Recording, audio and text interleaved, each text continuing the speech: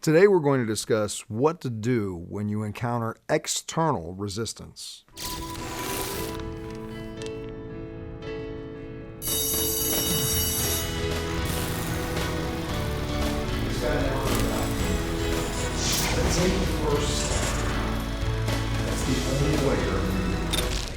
Jerry and I have just come back from 2 months of not shooting any self-awareness one-on-one videos because we wanted to get your feedback. We wanted to release 3 months worth of videos that we've shot and hear from you what really impacted you, what led you to deeper questions, what you wanted to hear from us. So the next few weeks, we're going to be sharing with you videos that we've created in direct response to the emails and the comments that we've received from you. Tonight, this one got so much feedback that we're actually going to be breaking it into 2 episodes because we believe it's important because so many of you asked questions about it.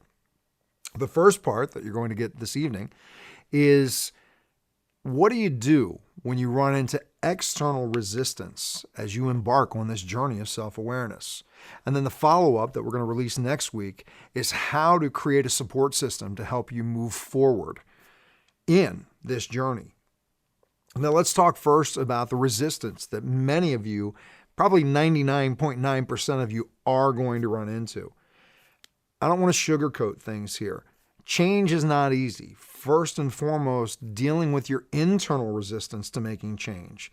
It takes a very strong person to even commit to making changes in their life, whether it's losing weight, whether it's quitting smoking, whether it's improving your relationship, changing your financial position. Most of our society lives a life of quiet desperation because they're not willing to look inside, to take the steps that they need to take, to face the fears that they need to face, to move forward.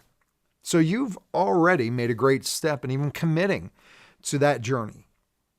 Now, the challenge that a lot of you have emailed us about is you're committed, you're making the changes, and now you're running into external resistance. The people around you, the people that you thought would be cheering you on and supporting you in this journey, are actually trying to sabotage you at some points, or at least they're not being supportive. I know for me, this showed up when I decided to quit drinking. Those of you who have been watching our series know that the beginning of my journey of self-development, self-awareness, came because I had basically destroyed my life through drugs and alcohol. So for me, making a change was a matter of survival. Now, I was lucky in the fact that I had pretty much ruined every relationship in my life. So I didn't have a whole lot of external resistance from my family. But I did encounter it from the people that I would hang out with and that I would drink with.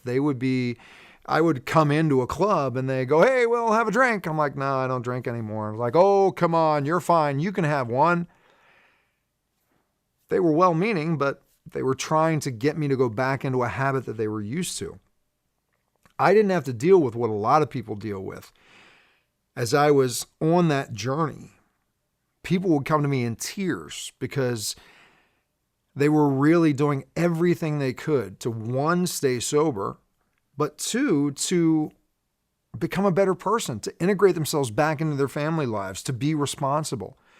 And as they did, some of the people closest to them would say, "You know what? I liked you better when you were drinking." And it made no sense to them. It beyond made no sense. It hurt them deeply. And we looked at it and we discussed it and we explored why. And the thing is, when you make change, you not only affect yourself, you affect the people around you. As an example, with someone who's quitting drinking, taking it to that experience, you start asking people to trust you again because you're going to be a responsible adult. You're going to pick the kids up from school. You're going to pay the bills rather than take it and gamble with it or do whatever. These people have been conditioned to however many years that you've been drinking and using, don't have the trust that you want so willingly.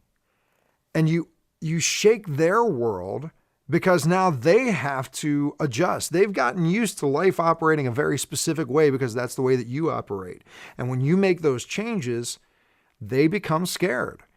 The easiest thing for them to do is to get you to go back to what they can control, what they can understand. Now, for others, it may not be that drastic. You may be looking to just improve yourself. You may be looking to gain weight or get in better shape or quit drinking or change your diet, but you're still finding people resisting. Why is that? Sometimes it's because you're forcing them outside of their comfort zone. If you can lose weight, if you can improve your relationship, if you can quit smoking, they don't have an excuse anymore for the things that they're avoiding. Sometimes it's more dramatic. As you embark on this journey of self-awareness, you're going to be evaluating your belief systems about things. You're going to be evaluating your belief systems about yourself, about other people, about the things that are important to you. You're going to be evaluating what your values are. And the people who are close to you oftentimes are also going to get very scared by that because you're friends with them because you have the same beliefs, the same values, the same interests. And they're going to be scared of losing you. A lot of times, very well-meaning people think they know what's best for you and try and pull you back to where they're comfortable with you at. Now, I want to ask you to take a look at something. There's a couple of points of an exercise that we're going to offer you to help deal with this external resistance. And one of the first things in that exercise is I want you to get very clear on why you chose to embark on this journey. For most people, it's because there's an area of life, something that's been going on that's been causing them so much pain. They said, you know what? I can't deal with this anymore. There's got to be a better way. There's got to be a different way. That's where the majority of people step up and apply themselves in making change and becoming more self-aware. There is a percentage, and you may be one of those who just decides that you want to become enlightened and it's something that pulls you towards it. But most of us, we enter this path because we're in a lot of pain. And the reason I want you to get clear on this is because you are going to encounter resistance. I'm 99.9% sure that you're going to get that external resistance. It's part of the process. You need to be clear on why you started on this path. For me, it was a case of survival. You know, the people that I mentioned that I would walk into the club and they go, hey, Will, here, have a beer. I couldn't. And for me, I actually had to end some of those relationships. Now, I'm not suggesting that for you. What I'm suggesting for you as the second part of this assignment is when you come into that resistance from people, first thing you're going to need to do is have that certainty of why you chose this path. Because the next thing that I'm going to suggest to you is that you establish boundaries with these people, meaning that the first time that you talk to them about your new diet or your new personal development journey, they're possibly going to joke with you. They're probably going to kid with you. Some people are going to be downright cruel and go, are you stupid? What'd you do? Did you join a cult? Talk with them and say, hey, look, you know what? I understand you're not into this, but it's something that's important to me. Please support me. And if they don't respect that boundary, you can get to the next point of saying, okay, here's the boundary on this. We don't agree on this. I love you as a friend, but when it comes to this subject, we're just not going to talk about it. And that works in a lot of cases. Sometimes you actually have to go to an extreme. For me, that extreme was actually ending some friendships. Again, referring back to the people in the clubs. You know, when I came in, they wanted me to drink. They told me I didn't have a problem.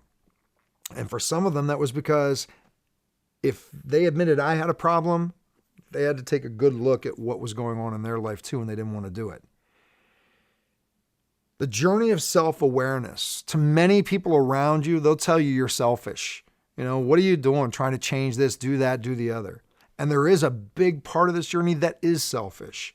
You've got to take care of you before you can ever take care of somebody else. You've got to be certain of who you are before you can help somebody else. As you become more self-aware, as you make the commitment to focus on growing in that area, you then become selfless. You become the example that other people can step up and follow. Because you are going to inspire people as you grow. That's another thing that I can tell you that I'm 99.9% positive of. You are going to inspire others to make their changes. Jerry's giving me the signal. I'm running out of time. We are going to have another episode that goes more on this. I look forward to seeing you again soon and look forward to your comments. Take care.